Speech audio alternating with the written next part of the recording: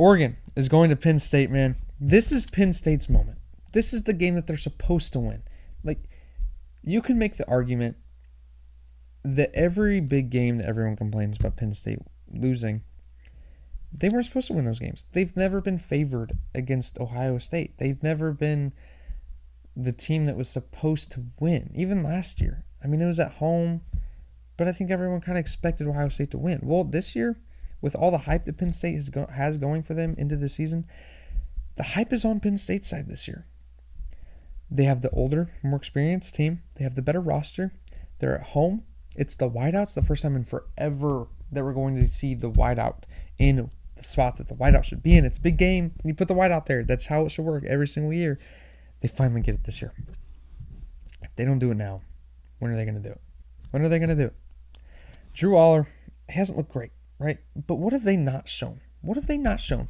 He has 626 yards, but he only has 4 touchdowns. I think that they're holding something back, though. I think that they haven't shown everything.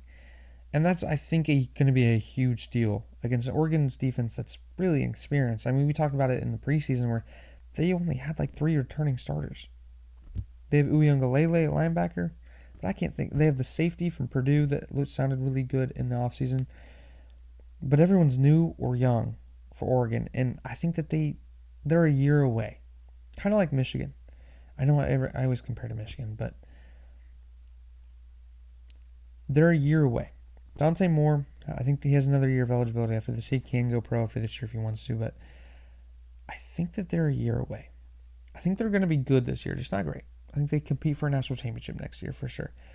So I think that Oregon is a year away, and which is why I feel like Penn State has to get the job done here. They have to. Like if they don't win this game, when are they ever going to win a big game? They have the roster to do it, man. I think they have the better roster here.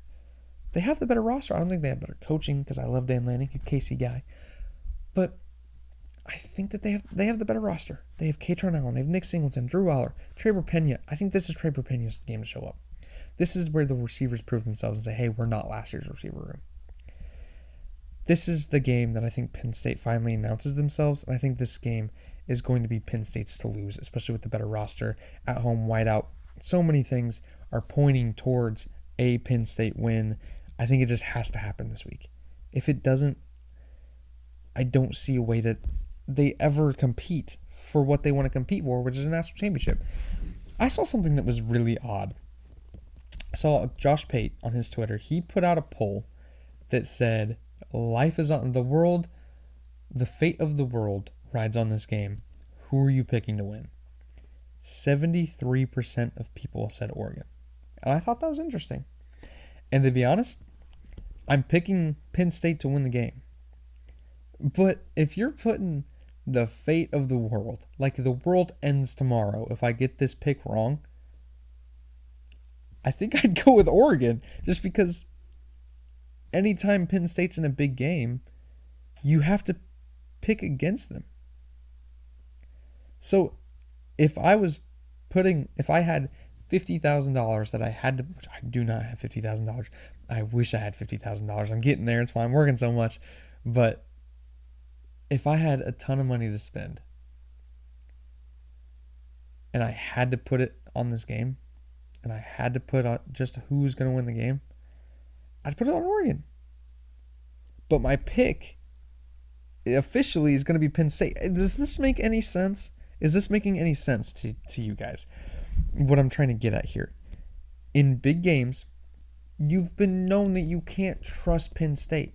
And you've seen Oregon win big games. They beat Ohio State last year. They won the Big Ten championship against Penn State last year.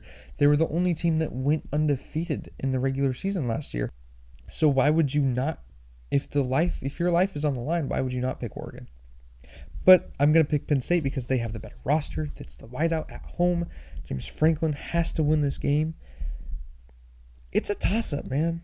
It's a toss-up. Again, it's such a weird vibe that you get while thinking about this game because, again, like I just said, you are conditioned to pick Oregon, but if you've been paying attention at all during the offseason or these first few weeks, you're picking Penn State. If you're a casual fan who's just coming back to the sport, after last year, seeing Oregon go 12-0 and beat everyone in their path besides Ohio State at the end, which they were just in a horrible situation. The fact that they were the 1 seed and had to play Ohio State in the second round in their first game of the college football playoff was horrible. So I think casual fans could even see that. So if you're a casual fan just coming back, it's like, yeah, I'm picking Oregon. Why would I not pick Oregon? Penn State has always let me down in this situation. So why would I not pick Oregon?